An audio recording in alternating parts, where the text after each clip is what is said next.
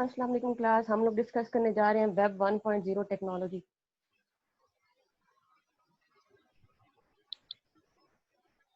सबसे पहले हम लोग इसको क्या कहते थे, ट्रेडिशनल वेब भी कहते थे। अब हम इसे क्या कहते हैं, वेब 1.0, या फिर सबसे पहले इसे कहा जाता था रीड ओनली वेब। ठीक है। अब ये जो वेबसाइट है, इसमें इसमें हम लोग क्या कर सकते हैं, सिर्फ हम जो इन्फॉर्मेशन है उसको ले सकते हैं। उसमें अपना जो है वो फीडबैक या कोई कमेंट्स वगैरह ऐड नहीं कर सकते। The traditional web is now called Web 1.0. It is primarily one-way publishing medium. यानी इसमें क्या होगा कि जो इंफॉर्मेशन जो पर्सन हमें दे रहा है, ठीक है, हम उसमें क्या कर सकते हैं, उस कंटेंट को एज इट इज रीड कर सकते हैं या वहां से इंफॉर्मेशन ले सकते हैं, लेकिन जो अपने कमेंट्स और अपने फीडबैक है उसको हम लोग ऐड नहीं कर सकते।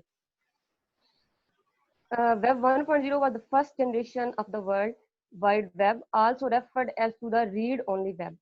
Web 1.0 began as an information place for businesses to broadcast their information and only allowed user to search for information and read it. यानी क्या, जैसे कि एग्जांपल दूं, जैसे कि एक वेब पेज होता है, ठीक है, उसमें क्या होती है कि सिर्फ जो ऑनर है या उसके बारे में इंफॉर्मेशन दी जाती है। हम लोग क्या कर सकते हैं, उसमें कोई भी इंफॉर्मेशन अपनी तरफ से ऐड नहीं कर सकते। जो कंटेंट है उसे एज इट इज हम लोग क्या लेते हैं, इंफॉर्मेशन ले लेते हैं। हम इसको स्टैटिक वेब भी कहते हैं। It is a basic form of unidirectional communication designed through static contents, scarcity or absence of interactivity web application. अच्छा, इसमें क्या होता है कि ये बस क्या है, यूनी डायरेक्शनल कम्युनिकेशन डिजाइन है। यानी जो इन्फॉर्मेशन हमें दी जा रही है, ठीक है, हम लोग उसी इन्फॉर्मेशन को क्या करेंगे, इकट्ठा करेंगे और उसमें से जो है हम लोग कोई चीज उसमें ऐड नहीं कर सकते। इसको क्या कहते हैं, फर्स्ट जनरेशन इंटरनेट टेक्नोलॉजी भी कहते हैं। ठीक है। जिसमें जो लर्नर है वो क्या करता है, इंफॉर्मेशन रिसीव करता है, ठीक है, एंड लिमिटेड पार्टिसिपेटरी प्रेफरेंसेस, यानी उसमें कोई भी अपना फीडबैक जो है उसको ऐड नहीं कर सकता। फिर है कि Web 1.0 is the first year of the internet which only gives information to people through web pages without their participation. A read-only web allows one-way flow of information from the producer to the reader, as the reader cannot modify the web content. और ये मेरे पास क्या थी, first variant था internet का, ठीक है, that refer to the consisting of mainly static web pages. यानी ये यूनिडायरेक्शनल इंफॉर्मेशन में प्रोवाइड करेगा, हम लोग इसमें कोई भी चीज अपनी तरफ से ऐड नहीं कर सकते। और ये मैं बता थी फर्स्ट इंटरेक्शन थी इंटरनेट की, ठीक है, जिसमें हम लोग क्या कर सकते थे, जो इन्फॉर्मेशन है वेरियस टॉपिक पे हम लोग उसको गैदर कर सकते थे। और this version was used by the government and educational institution where the emphasis was on the individual searching as oppose to dynamic and interactive contribution capabilities. यानी कि जो ये जो एजुकेशनल वेबसाइट्स बनाई जाती हैं, ठीक है, तो इसमें क्या होता है, जैसे कि एचईसी की वेबसाइट है, हम लोग उसमें से क्या कर सकते हैं, सिर्फ डाटा जो है वो कलेक्ट कर सकते हैं, जो भी इंफॉर्मेशन आती है, लेकिन हम अपनी तरफ से कोई भी चीज है उसमें ऐड नहीं कर सकते।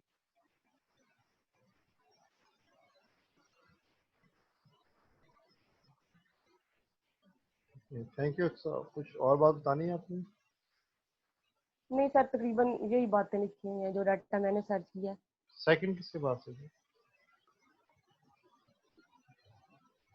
वेब 2.0।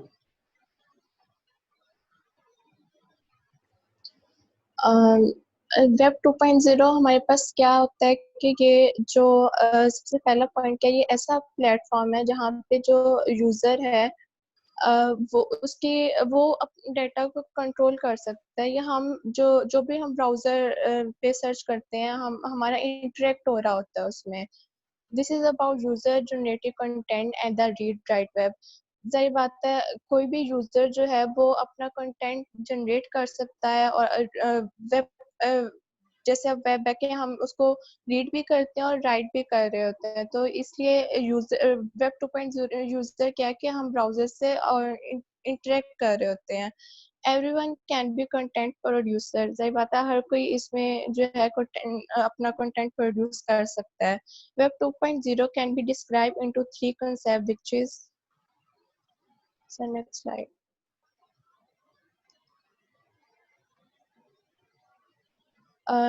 इसमें सबसे पहले क्या है, रिच इंटरनेट एप्लीकेशन। जब बात है, जब तक इंटरनेट नहीं होगा हमारे पास तो हम अपना कोई सा भी वेब क्रिएट नहीं कर सकते, कंटेंट क्रिएट नहीं कर सकते, जनरेट नहीं कर सकते। It define the experience through broad from desktop to browser. ये बात है, जब तक हमारे पास कोई डेस्कटॉप नहीं होगा, कंप्यूटर नहीं होगा, कोई लैपटॉप नहीं होगा और इंटरनेट नहीं होगा जिसके थ्रू हम अपने ब्राउजर से कांटेक्ट कर सकें, उस वक्त तक हम कुछ भी एक्सपीरियंस नहीं कर सकेंगे। Service oriented architecture defines how Web 2.0 application exposes functionality so that the application can integrate the functionality and produce a set of much rich application.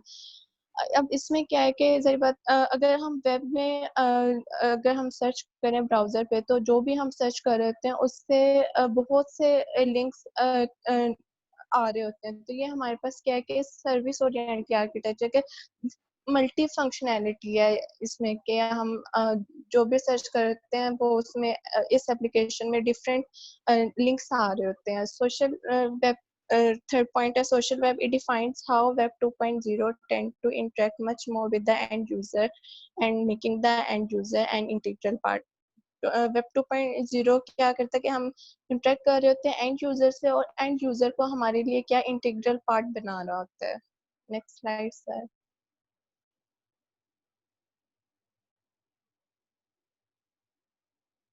Sir ये वेब 1.0 वाली बताएगी।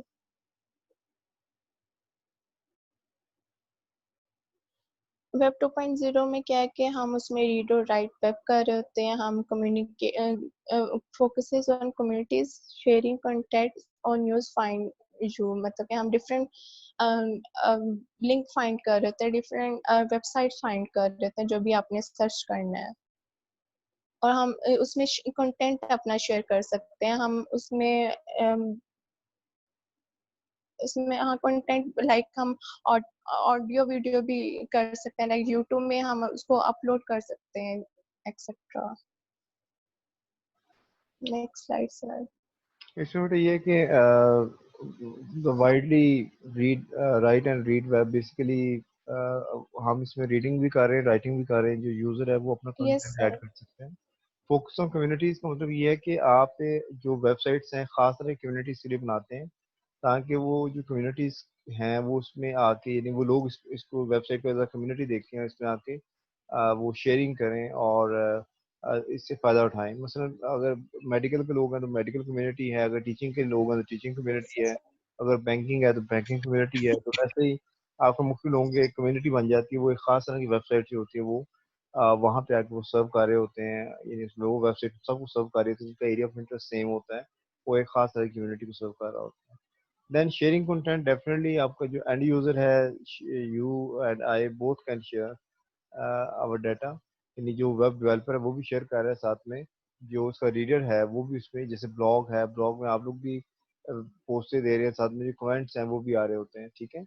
एंड न्यूज़ फाइंड यू, इसमें ये बेटा RSS की बात हो रही है कि आप जब वंस यू सब्सक्राइब किसी ब्लॉग को या वेबसाइट को सब्सक्राइब करते हैं तो उसमें जो भी अपडेशन आती हैं तो आपको ईमेल में फौरी तौर पे उसका एक मैसेज रिसीव हो जाता है in your inbox that something has been updated on the blog और website.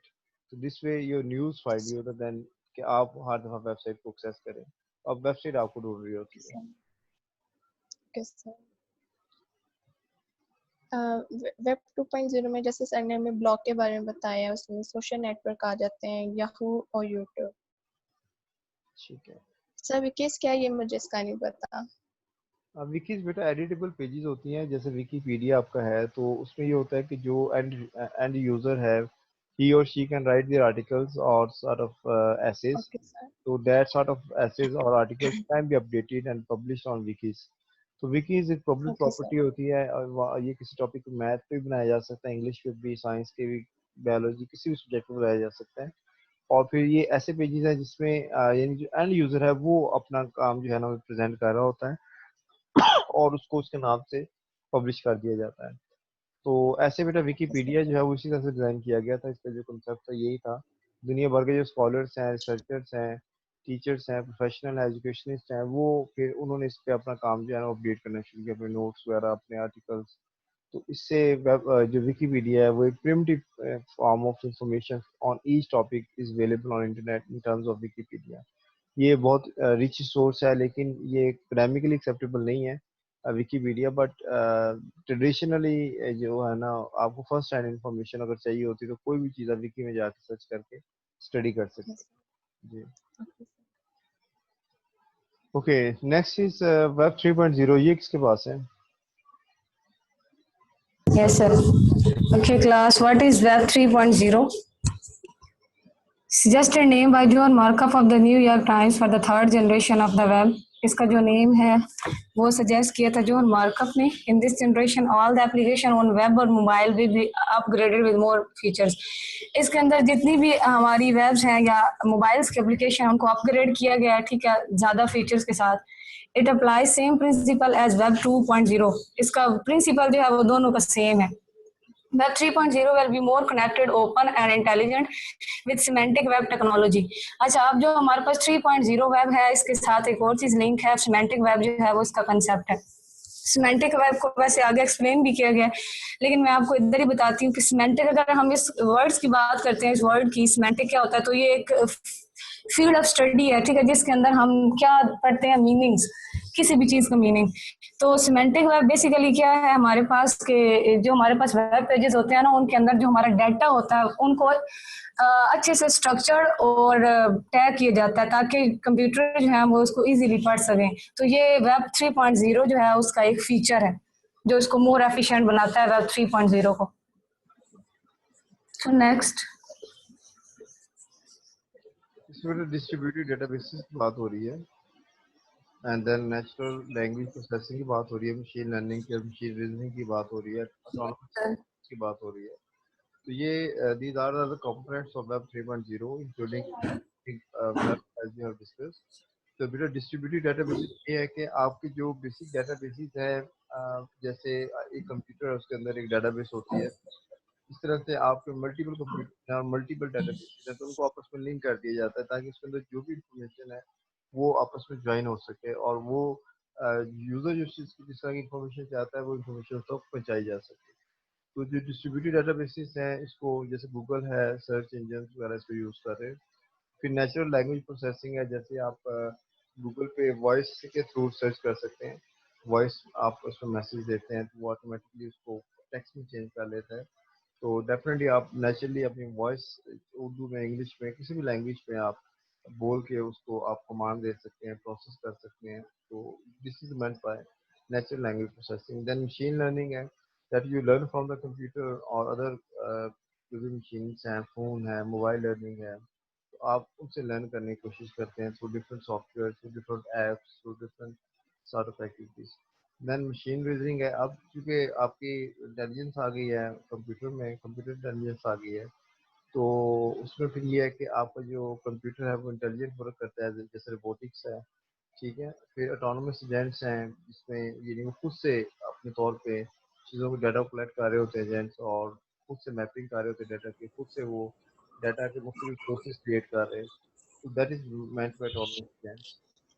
Okay, next topic is about the differences between Web 1.0, Web 2.0, and Web 3.0. So, Umar Khwaja is there. These are the characteristics of Web 3.0. जी। Yes sir, इसकी पहली जो characteristic है वो है ubiquitous. Ubiquitous जो term है बेसिकली हम इसको बॉटनी के अंदर भी यूज कर सकते हैं, यानी कोई भी ऐसी चीज जो अवेलेबल हो at any time anywhere through any channel और डिवाइस, उस चीज को हम यूबिक्विटस कहते हैं।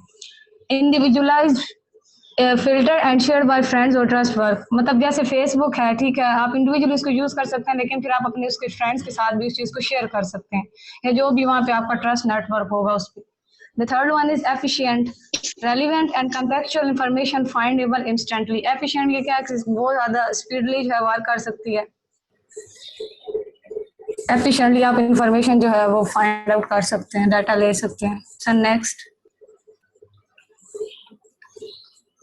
सर इसमें एग्जांपल्स हैं, जैसे FB है, ऑनलाइन FB का आप सबको पता है, ठीक है, वहाँ पे डिफरेंट जो है वो ग्रुप हो सकते हैं, मतलब आप सेलिंग भी कर सकते हैं या वैसे कोई इन्फॉर्मेशन या स्टडी ग्रुप्स भी होते हैं। अगर यहाँ पे एक नई बात जो है वो ऑनलाइन कूपन्स हैं। तो ऑनलाइन कूपन्स बेसिकली हमारे पास जो है ना एक कोड होता है, ठीक है, जो कोई चीज मतलब आप अगर आप ऑनलाइन मार्केटिंग कर रहे हैं तो आप अगले बंदे को भेजते हैं जो इंटरेस्टेड होता है, ठीक है, अगर उसने कोई चीज आपसे जो है वो बाय करनी है तो। उसके बाद है voice search. For example in Google voice search use only speak to the smartphones then the application will find for you. इसके अंदर आप ये वॉइस सर्च का आप सबको पता है, जब आप गूगल पे कोई चीज सर्च कर रहे होते हैं, अगर आप लिख के सर्च करने के साथ एक स्पीकर का भी ऑप्शन आ रहा होता है, वहां पे आप बोल के भी जो है वो चीज फाइंड आउट कर सकते हैं। So next, what is semantic web? Semantic web जो है basically it is a new evolution of the world wide web, providing machine readable and comprehensible information for beyond current capabilities। मैंने आपको पहले ही बताया है कि semantic web जो होती है, इसके जो वेब पेजेस होते हैं उसके अंदर जो है इंफॉर्मेशन जो डाटा होता है उसको इस तरह स्ट्रक्चर किया जाता है कि हम उसको इजीली जो है वो पढ़ सकते हैं। Help computers understand the meaning behind the web page, make life easier, the web of the future।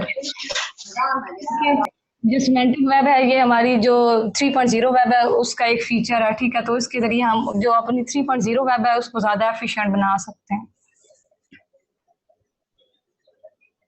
So next,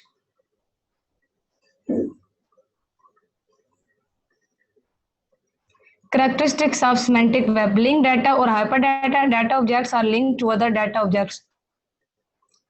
इसका मतलब ये है कि हमारे पास जो डाटा होता है, ठीक है, जैसे अगर हम कोई किसी चीज के बारे में डाटा ले सकते हैं तो उसके अंदर जो है किसी और टाइप का डाटा भी जो है उसके साथ लिंक्ड हो सकता है, मतलब आप एक से ज्यादा जो है इंफॉर्मेशन ले सकते हैं।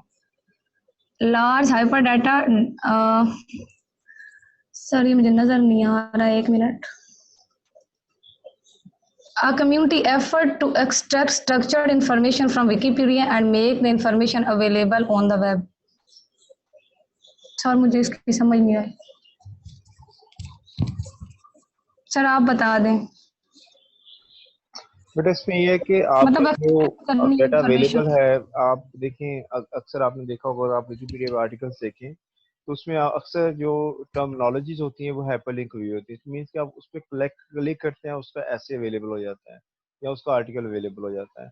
तो उसमें ये होता है कि आपके डाटा सेट्स बने हुए हैं, आप उस डाटा सेट्स के अंदर मुख्तलिफ जो टर्मिनोलॉजीज हैं उनको आपस में कनेक्ट कर रहे होते हैं और उससे एक नॉलेज यानी बहुत बड़ा बल्क ऑफ नॉलेज आपस में इंटरलिंक हो जाता है, इंटरकनेक्ट हो जाता है। रादर दैन कि आप उसको मुख्तलिफ जगह पे सर्च करें, तो वो जो हाइपर डाटा है, डाटा सेट्स हैं, उसके थ्रू आप एक ही जगह से शुरू करके आप आखिर तक जितने मर्जी डाटा सेट्स जो है वो सर्च कर सकते हैं, फाइंड कर सकते हैं।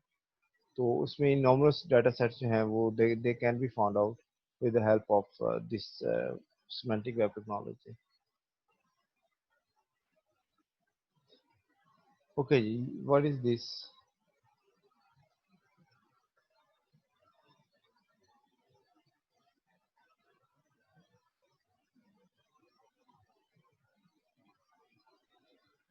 इसको पढ़ा है आपने? Semantic web as a component of web 3.0। इसके कुछ फॉर्मेट्स उन्होंने दिए हैं। तो सबसे पहला फॉर्मेट उन्होंने दिया यूआरआई, दैट जैसे अर्ल है वैसे यूरी है, that means uniform resource identifier. Second RDF है, रिसोर्स डिस्क्रिप्शन फ्रेमवर्क। आरडीएफएस है, उसका स्कीमा है। और आउल है, वेब ओंटोलॉजी लैंग्वेज है। और माइक्रो फॉर्मेट। तो इसमें फर्दर जो है जैसे यूराई उन्होंने यूरी का कंसेप्ट दिया हुआ है, that uniform source identifier is the way you identify any of those points of the content, whether it be a page of text or a video or a sound clip or a still or animated image or a program। तो बेटा ये मुख्तलिफ जो आपके objects हैं उनको identify करने के लिए यानी उनको रिलेट करने के लिए इसको इस टेक्नोलॉजी का यूज़ किया जा रहा है। The most common form of Yuri is the web page address. जैसे आपके पास आपका वेब पेज एड्रेस होता है which is particular form of subset of Yuri called earl, जिसे हम अर्ल कहते हैं। तो आप उस अर्ल पे क्लिक करके या उसको ओपन करके आप आसानी से वेबसाइट या उसके कोई किसी पेज को ओपन कर सकते हैं, ठीक है। तो यूरी क्या करती है, it describes the mechanism used cross the resources and for the specific computer that resource is housed in. तो ये दोनों चीज़ों को सर्च कर रहा होता है, ये फाइंड कर रहा होता है। एक तो आपका जो रिसोर्स आपने एक्सेस करना है, और दूसरा जिस ऑनलाइन कंप्यूटर पे या आपके सर्वर पे डाटा मौजूद है उसको ये फाइंड कर रहा होता है। इसकी एग्जांपल ये दी है कि आप इस तरह से एक स्पेसिफिक ऑब्जेक्ट को फाइंड आउट कर सकते हैं। जैसे एक इमेज हो सकती है, या एक वीडियो हो सकती है, या एक आपकी टेक्स्ट फाइल हो सकती है, पीडीएफ हो सकती है, तो कोई भी चीज़ है उसको आप आइडेंटिफाई कर सकते हैं एज अ यूरी। ओके, तो अब डिफरेंसेस हैं जी वेब 1.0 2.0। उमर, आपको टॉपिक है?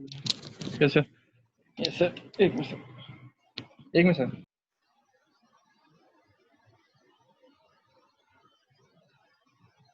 वो थोड़ा सा काम कर रहा था। अच्छा सर, डिफरेंसेस हैं वेब 1.0, वेब 2.0 और 3.0। वेब 1.0 में जैसे सिंपल एक वेब होती है जिसमें हम इंफॉर्मेशन शेयर कर रहे होते हैं, ठीक है। सिंगल साइड होती है जिसपे जो रीडर होता है वो सिर्फ रीड कर सकता है, लेकिन उस पर कुछ मतलब ऐड आउट नहीं कर सकता। जैसे आमतौर पे जैसे कई वेब्स हैं, जैसे हमारा अब जैसे मेरा ब्लॉग है, वो अगर किसी को होगा वो सिर्फ पढ़ सकता है, उससे ज़्यादातर वो कुछ कर नहीं सकता, मतलब ऐड नहीं कर सकता, सिर्फ पढ़ सकता है। वेब 2 है वो सोशल वेब है, जैसे एफबी होगी, आप एक बंदे ने पोस्ट की हुई है, मैं नीचे कमेंट करके उसको कह भी दूंगा। जैसे जूम हो गया, एक डबल साइड हो रहा है। ब्लॉग, कुछ ब्लॉग ऐसे भी होते हैं जिसमें जैसे सर ने शुरू में बताया था कि हम मतलब के जी में हमारी ऐड कर दी थी कि ये बंदे मतलब के आप डाटा एंटर भी कर सकते हैं और निकाल भी सकते हैं।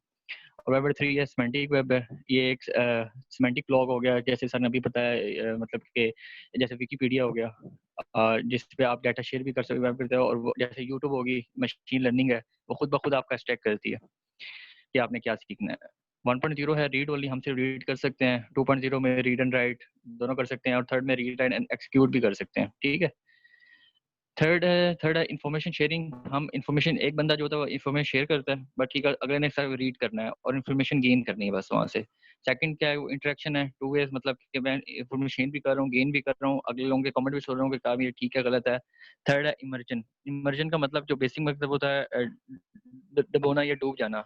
उसका मतलब कि जैसे सभी ने बताया कि हम डाटा ऐसे प्रेजेंटेबल होता है कि लाइक हम उसको इजी वे में ना सिर्फ पढ़ सकते हैं, समझ सकते हैं, बल्कि इजी वे में उसका मतलब हमें मायने भी समझ आ सकता है। इजी वे में हम उसको कर लेते हैं, हम हर चीज़ हमें उसमें समझ आती है। इजी वे में उसको ड्रा, ऐसे आर्ट के साथ ड्रा कैसे किया गया होता है इमेजिन में।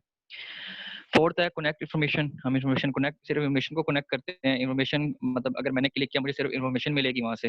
2.0 कनेक्ट पीपल, मतलब अगर मैं फेसबुक पे हूँ तो वहाँ से मैं लोगों से बात भी कर सकता हूँ। 3.0 कनेक्ट नॉलेज। नॉलेज और इन्फॉर्मेशन में ये फर्क है कि इन्फॉर्मेशन ये है कि सिर्फ एक लाइक की चीज़ है, उसके बारे में इन्फॉर्मेशन दी हुई है कि ये चीज़ ऐसे होती है, चीज़ ऐसी होती है। जबकि नॉलेज है, उस पर हमें अवेयरनेस मिलेगी, इसका ये फायदा है, इसका ये नुकसान है, ये हम ऐसे कर सकते हैं, मतलब फुल हमें अवेयरनेस उस चीज़ से मिलती है, इसका ये नॉलेज होता है। फोर्थ है all about static content, one way publishing, one way communication. जैसे मैंने पहले बताया, वन वे कम्युनिकेट होती है, जैसे पर्सनल ब्लॉग होता है, मेरे कोई ब्लॉग हो जाएगा, वो सिर्फ चीज़ें हासिल करेगा या एक चीज़ देखेगा, और मैं सिर्फ उस पर पब्लिश कर सकूंगा, कोई और उस पर पब्लिश नहीं कर सकता। टू है उसमें कि two way, more than two way होता है, मतलब कि लेट्स सपोज अगर मैंने अपनी पोस्ट पे किया, कोई मुझे टैग भी कर सकता है मेरी पोस्ट पे, टैग भी कर सकता है। विकीज है, जैसे विकीज पे हम डाटा ले भी सकते हैं, एंटर भी कर सकते हैं, ठीक है। लेकिन विकीज पे ये है कि अगर हम डाटा एंटर करेंगे, पहले वो रिव्यू होगा विकिपीडिया के जो है कम्युनिटी सेंटर, वहाँ से रिव्यू होगा, फिर उसके ऊपर आता है। वेब 3.3 है क्यूरियसली अनडिफाइंड। सर इसका क्या मतलब है क्यूरियसली अनडिफाइंड का? इसका मुझे सही ये समझ कि नहीं इसके आया। अंदर बेसिक बहुत सारे फीचर्स आने वाले हैं वेब 3.0 टेक्नोलॉजी की हेल्प से। यहाँ पे जीरो की टू वे कम्युनिकेशन हो रही है, सिर्फ दो लोग इसमें यस सर। इन्वॉल्व हो रहे हैं। तो जैसे अभी आके आपका ये सॉफ्टवेयर आप जूम यूज कर रहे हैं, इसमें आप मल्टीपल मीटिंग कर रहे हैं, यानी कॉन्फ्रेंसिंग कर रहे हैं, तो इसमें यानी बहुत सारे यानी फीचर्स जो हैं, जो अनडिफाइंड फीचर्स हैं, वो ऐड किए जाएंगे विद रेफरेंस टू योर जो सोशल है ना, यानी ऑनलाइन सोशल सोशल एक्टिविटीज के लिए, तो सोशल इंटरेक्शंस के लिए। तो ये चूंकि वेब 3.0 अभी इन प्रोसेस है और इसके चंद एक फीचर्स हमारे सामने आए हैं, लेकिन most of the features are still lacking and in development process. ठीक है। अच्छा 1 2 3 4 5 6 वन एग्जांपल, हमारी पर्सनल वेबसाइट्स हैं, पर्सनल ब्लॉग हो गया मेरा, ठीक है। पर्सनल मेरी वेबसाइट है जिसमें मैं कर सकता हूँ और कोई इसमें कोई मतलब कि नहीं कर सकता। वेब 2.0 है, ये हमारा फेसबुक हो गया, हमारे जो बुक जैसे सर ने ईमेल शेयर की थी। और वेब 3 सिमेंटिक ब्लॉग हो गया, जिसमें अभी सारे एग्जांपल दिए, मशीन लर्निंग वगैरह है सारा कुछ।